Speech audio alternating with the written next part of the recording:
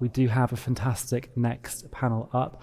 And as you can see, we're joined at Abbey Road in London with Holly and virtually with Matt too.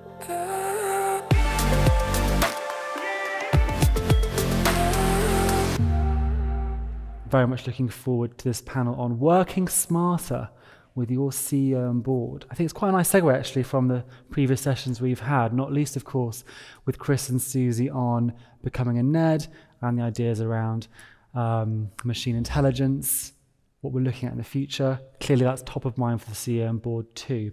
Matt, could you just quickly introduce your role and company, and then I'll do the same with Holly, and then we'll get cracking with the first question.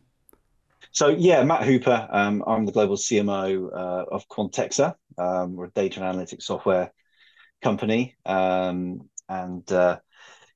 believe we're the first and only unicorn first and only company to achieve unicorn status this year across Europe, which is great.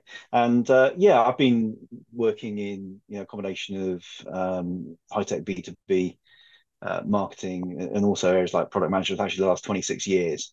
So I've been working on leadership and executive teams specifically since 2000, which seems like, well, it is a long time ago now. So I've worked for various CEOs and different sizes of company, small, startup, high growth, medium, and on the corporate side. So fantastic.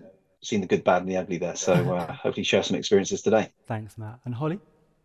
Hi, everyone. I'm Holly Addison. I'm a partner at Leathwaites Executive Search. I am one of those brutal headhunters that Susie referred to in the first session, although I'm not, actually, far from it.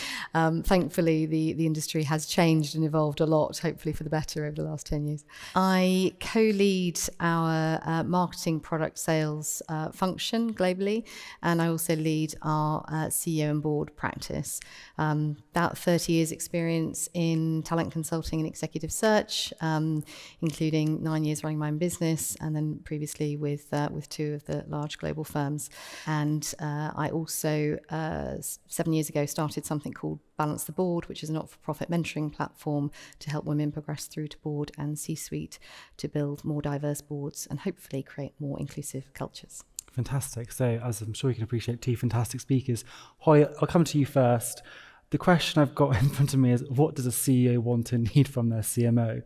Context, when I speak with many of the marketing leaders in person here and virtually over the last year or so, one of their biggest bugbears was a CEO board who doesn't listen to them or doesn't believe or trust in the marketing department. Let's just employ a bit of empathy. What does a CEO want? So you asked, what does a CEO want and need? Two probably very different questions as a starting point. They want the advice. They want. I always enjoy meeting CEOs after they've been promoted into that role, and I'm always surprised at the surprise in their voice about actually this is a really lonely place. So I think what they want is they want insight, they want knowledge, they want external perspectives, they want support and guidance in terms of the decisions and the things that are keeping them up at night. They don't always want to be challenged. So this then segues into what do they need. And I think if I use a sort of coaching analogy, it's enabling them to see their limiting factors, their limiting beliefs, the things that are their blind spots. I think that's more what they need. And I think that feeds into what's keeping them up at night, which, I think typically it's about sort of three core things really, aside from the obvious of the economy and inflation, etc. But it's, Gen AI, as we've all talked about, and how that's going to disrupt business models. I saw a stat from the PwC recent survey that 40% of global CEOs think that their business is going to be obsolete in 10 years' time if the rate of change continues at the current pace. So there's this race to reinvent, and what they need from that is strong perspectives, deep sort of purview of what's going on in the external world, not just in their competitor set, but also in customer behavior, in socioeconomic changes, demographic changes, and I think actually the CMO is ideally placed to deliver that and can almost be a bridge to the other functions that can sometimes work in much more of a siloed manner. I think we'll come back to that fact, because that's a pretty stark fact. 40% of global CEOs believe their business model will become obsolete. Wow. Matt, presumably your CEO and board have been focused on becoming a unicorn. Is that, when we think about the wants and needs? Yeah, look, that's a byproduct of focusing on growing the business at the end of the day, right? So I think that kind of stuff, is obviously nice, when you see that level of sort of hyper growth come. But look, I think it's a really interesting topic. It's one I've often thought about, because you hear terms like CMO is the riskiest job on the C-suite, and various pieces of research over the years talking about levels of sort of, relatively high levels of dissatisfaction of CEOs with their CMOs and those kind of things. And you've got to kind of ask why. And, from my perspective, I always think that, and going back to your original question, I think a lot of CEOs sometimes don't know what they want. And I think that can end up in a misalignment between responsibility, then expectation and performance. And, certainly a lot of the CMO roles I've been in, and learned to be successful in those, when you've gone in based on a transformation ticket. I think CEOs and boards often look to the CMO to drive the next level of growth, or do something sort of transformational in the business. But if there's misalignment from that expectation, versus the tools or the staffing or the support that you're actually given from the CEO or the board, then it's immediately very difficult to close that gap. So I think, going right back to the recruitment process, when you're looking at a CMO role, you've got to really look at the dynamic of, the CEO and the board, and really test the appetite for the expectations are being set, and almost start to lay out your plan, and to test the appetite for that plan even at that stage. Because I think, it is a role that carries a lot of expectation.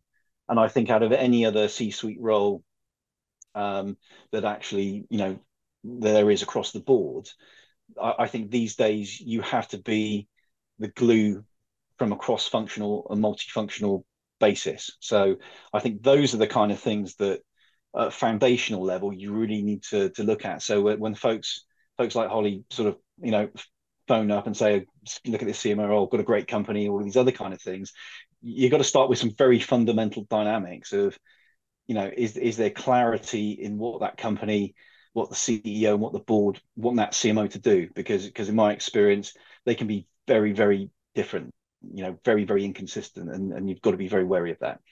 What about Matt and Holly? We'll come to you in a second around that piece of what the CMO and CEO can build the relationship on. But Matt, what about relationships that are sort of years in the making, not just a new company, but marketing leaders and their boards who have had, several cycles of activities, and the relationship still has those thorns, there's still rough edges?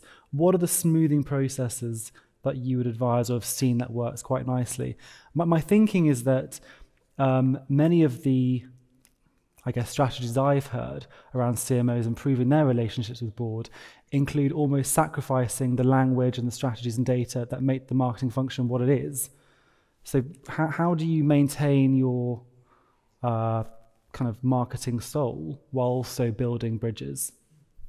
I think that you can do it very successfully, but it starts off, first of all, in terms of having a place at the table, because there are still CMO roles that you see that don't actually report to the CEO. And then, the question comes, well, is that really sort of a CMO role? So I think that's still quite fundamental. You see that, and there was a trend going back a few years ago where CMOs were, being sort of recruited under these chief revenue officer roles. So actually, I'm seeing less of now. It'd be interesting, sort of Holly's perspective on that. But look, I think one of the key things, and certainly for me, my last CMO role, I did sort of 4.5 years up to a point where we exited a business to Cisco, and obviously been on a journey of over 4 years with, Quantexa, which is going pretty well so far. But one of the keys for me is, firstly, I've built a very strong relationship with my CEO, who, great business leader, very dynamic. But I've gone on a process of educating him in many ways, the impact and the role of marketing, what marketing is these days, how it's used, how you measure it, what is the impact. So I think you've got to look at it as an educational kind of journey. You've got to be prepared to do the education. And I think that paves the way for the understanding of why you need to invest, having a very clear framework for measurement as well. All CEOs or boards want to see data. What's the impact? What's the measurement? On the bottom line, those kind of things. So I think building your KPI framework early is also super important. And I think one of the other guiding principles as well is playing a very strong role in corporate strategy development as well. Now, that's kind of, I did the whole business school thing, so I've always had a lot of sort of strategic frameworks, but some CMO roles are pivoted towards, the commercialization, the growth, working with sales, all those other kind of things. That's a very tactical thing, and often, companies want that, and quite rightly so. But by being a kind of conduit for corporate strategy development, you can play a very key role in actually how that gets built out, and then partnering with the CEO about how to build the corporate strategy. And then obviously it comes into, well, how do you manage that corporate strategy, into communicate that with the board? How do you actually manage that then into the organization? So you can really elevate the level of strategic input by being a really strong partner and vessel around corporate strategy development. And I find that that's something that's worked, as well as all the kind of the bells and whistles and the growth and that kind of thing. If you can get into that position, then you've got you can build a very strong relationship with your CEO, but also a very strong relationship with the board as well. Thanks, Matt. So a number of interesting initiatives there that Matt's used clearly well. Holly, any comments on that before we move on? I think the strategy piece is really interesting. I take lots of briefs for CMOs, and there is so many different iterations of that role.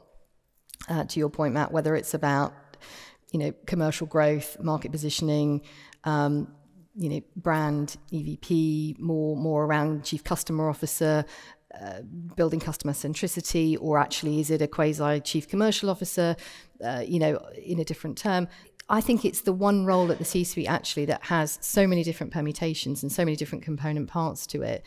And you almost have to think, well, what type of CMO do I want to be, and what's going to be most relevant for this business in this economy at this point in our lives, with all of the changing dynamic that's going on around us. And I think the CMO, if I look at the skill sets of CMOs by comparison to, and this might be a sweeping generalization, so I apologize in advance, but I think the behaviors and the natural traits that I see in this function by comparison to perhaps a CIO or a CFO, they're much more of a growth mindset and tend to be much more collaborative, very personable, very curious, all brilliant attributes for a board, an ExCo member these days, and actually a brilliant attribute to be a real partner to the CEO, because it's questioning, it's constantly experimenting, it's looking at the art of the possible and not just sticking to, a functional.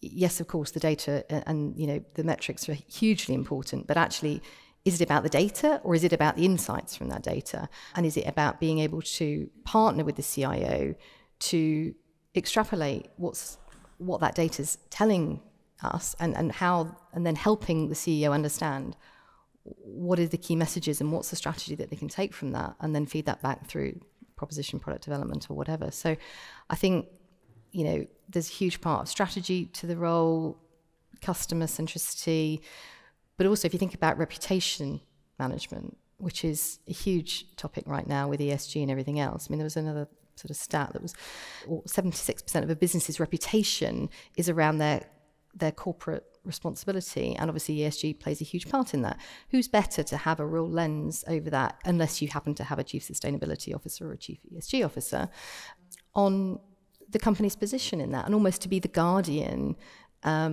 of the business's brand and reputation in the external market, and then ensuring that feeds through to EVP, through to employee comms.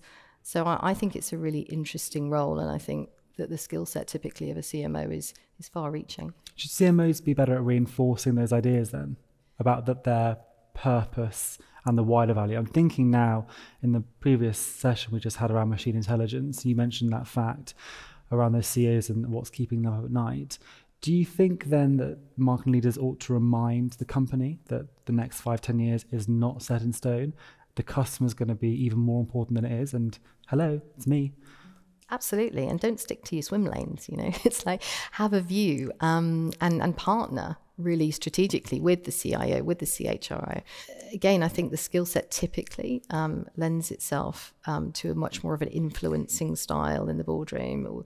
And again, to your point, Matt, it's sad to see that marketing isn't still represented at board level in a lot of organisations exclusively. It often sits under something else, which and similarly with HR, I think actually that's a little bit crazy when you think about HR and marketing not being elevated to the most critical points of the organisation, because arguably your people and your reputation and are two of the most important factors in the success of an organisation, right? So yes, I think it's a very long-winded way of saying yes, I think it absolutely should. Just really quickly before we move on, from your experience speaking with many CEOs, what is their kind of the common ailments that you hear that you've got to manage? I think sometimes they struggle to see the value, which is disappointing, but I think it's probably where the function has come from a long time ago.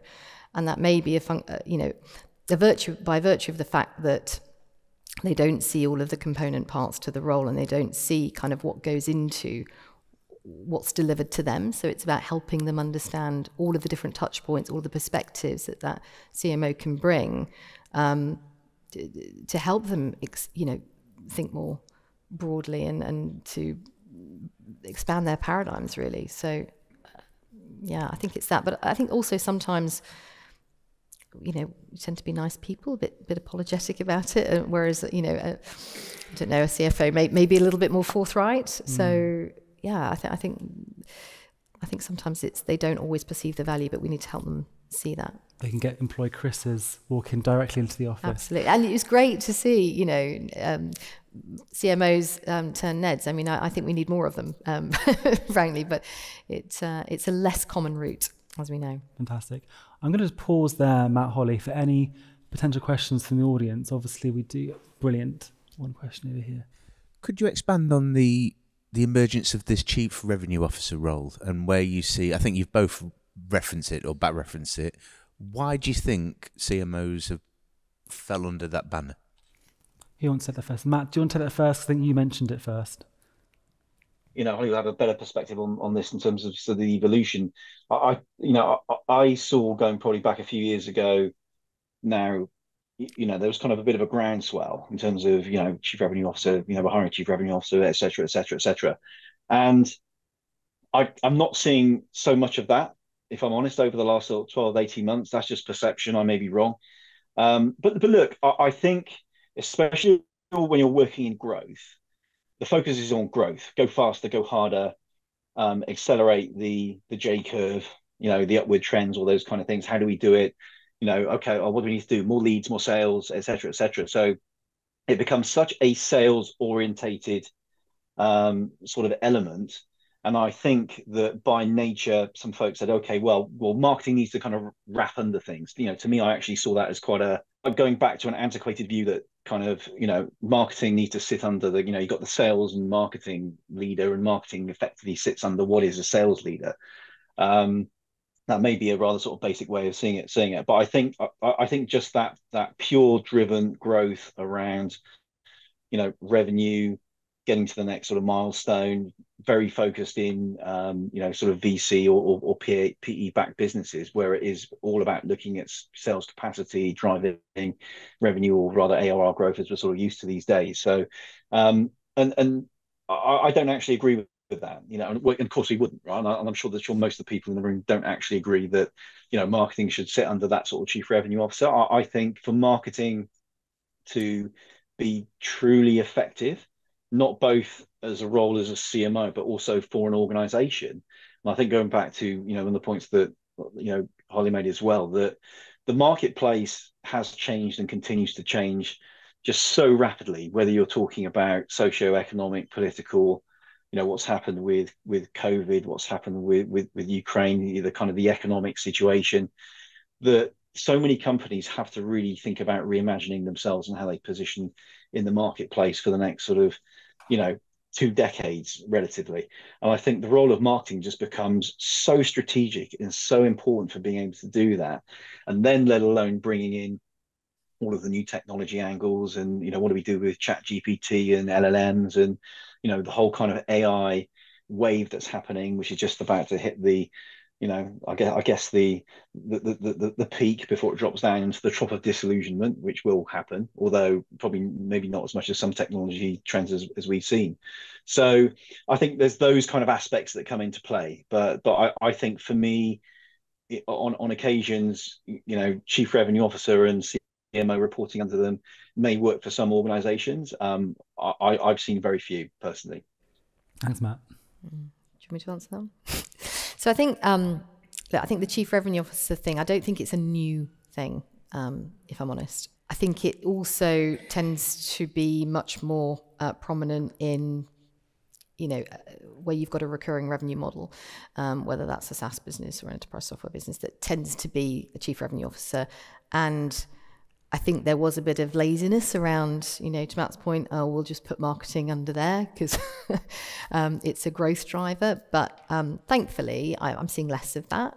And they are 2 very different skill sets, whether it's a chief sales officer, chief revenue officer, and a chief marketing officer, they are different skill sets. And I think the chief marketing officer is much more likely to be aligned to a, chief commercial officer or a chief customer officer type role. And, it may actually be that, but with a different title, but marketing sits under that. So that's what I'm starting to see more of, the evolution of the role of CMO being called something else, and actually marketing is just one of the facets. Now, does that mean that marketing's come under a different function? I personally don't think it is. I think it's more a recognition of the breadth of the role and the different component parts that sit under that. So if customer success sits separate to marketing, sits separate to brand or even reputation, but that then the C-level representative may have a different job title. So I think they're different skill sets, and I don't think that's something we have to worry about as much now. We will have to pause there for questions because we're going to wrap up shortly. Holly, I'm sure, will be very happy to answer any questions off stage throughout the afternoon. Matt might be a little bit harder. But before we do break for the next session, and we will be going straight to the next session all, Matt, what one piece of advice would you want the audience to take back to their teams for tomorrow? And Holly, I'll ask you the same question after. I think to be truly successful as a CMO, and I think Holly alluded to this as well, right? About always being curious. It is always ask why, right? And I think that when I say always ask the question why, you can't afford to ever stop. You might think, okay, well, we did our positioning exercise 2 years ago. We built a new messaging framework. We pushed it through, did the website, massive pieces of work. Even if you're not getting, asked to do these things, just keep on thinking ahead. How do we need to pivot? Where do we go next? Okay. Never sit back and just rest on what you've done, which worked fantastically, 2 years ago, a year ago, or even 6 months ago. Especially in growth environments, you have to keep pushing, and you have to keep, pushing your teams to keep thinking about, well, why, what next? How do we do this differently? Just keep on bringing the outside and bringing it back in, and keep on looking, because things are just changing so fast in the marketplace. I think longevity as a CMO almost means that every 2 years, you've got to treat it like you're starting the job all over again, right? I think that's so important. Brilliant. Thanks, Matt. And Holly, 1 minute. I totally agree with all of that. And I would say, forget the title, partner with the CEO and bring your skills into that role, and forget, the CMO constraints. bring all of your skill set, all of your knowledge, all of your insights and perspectives, and partner with the CEO and the board to bring them that knowledge and those insights. And get even closer. And get even closer to the customer. Yeah, absolutely. Brilliant. Matt, Holly, thank you very much for your time today.